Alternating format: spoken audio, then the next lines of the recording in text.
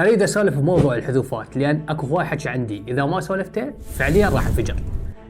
بالبدايه من بدايه السنه لحد الان ايش كم عطله اخذتوا؟ عطله الانتخابات، الامطار، الجمعه والسبت وباقي العطل. وزاره التربيه مسويه مناهج، كل كتاب من هاي المناهج عدد اوراق هذا الكتاب تقريبا 200 صفحه اقل او اكثر. فالمفروض انه هاي المناهج الطالب ياخذها على مدار 9 اشهر.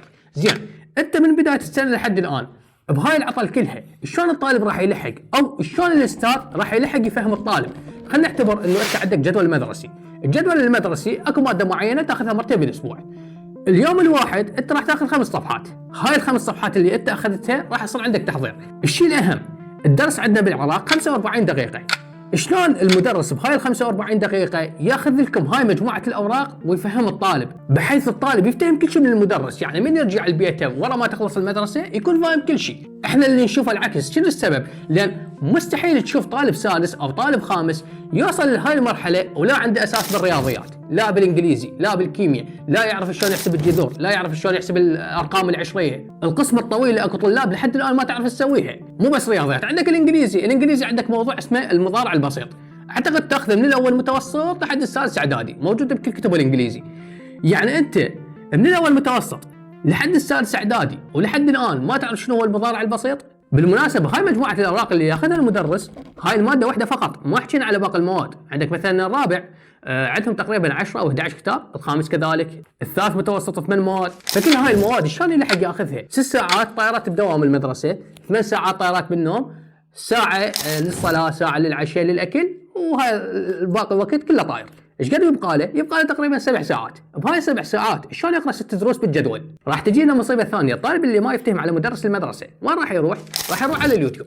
من يروح يتابع يوتيوب هذا كله من وقته، لعد انت شنو الفائده؟ ماخذه بالدرس مال المدرسه وطالع مي عندك ايش ما مفتهم، وبسبب هذا الوقت اللي يضيع مي عنده المواد الباقيه ما راح يلحق يقراهن. من ما لحق يقراهن ايش راح يصير عنده؟ راح يصير عنده تراكمات. اكو عندنا بعد مصيبه اللي هي مصيبه الامتحانات الشهريه.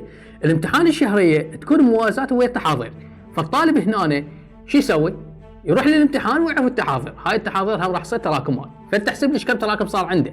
من يوصل للامتحان سواء الوزاري اخير السنه نصف السنه يتوازى، شو يسوي؟ يروح يدور هاي الملازم ام ال 20 ورقه او ال 30 ورقه اللي تختصر لك كتاب 200 صفحه، ولا كويتش. اللي اريد اوصله قللوا من صفحات عدد المناهج، سووا حذوفات حتى المدرس يلحق ياخذ الماده للطالب. يعني الوقت مو كان ما 45 دقيقه ياخذ له ماده جدا ضخمه، ياخذ له ماده بسيطه بحيث الطالب يفهمها، يقدر المدرس يسوي امتحانات يوميه، يقدر يفهم الطالب، يقدر يشرح له بشكل زين. هي الدراسه علم، شنو فائده هاي العلم بدون فهم؟ انت هسه مثلا اعطيك سياره اقول لك هاي منها تشتغل، منها تتحرك، منها تقدر تمشي، انتبه لهاي الملاحظات، هاي علامات المرور، هاي هيك هاي هيك هاي هيك، وانطيتك السويتش مال السياره وقلت لك روح سوق تدبرها. نفس هذا المثال والله يطبق على الدراسه. بسنه 2021 وال 22 صارت اكو حذوفات، صار اكو تاثير على العمليه التعليميه بالعراق؟ لا بالعكس، اعتقد حتى المعدلات صارت عاليه.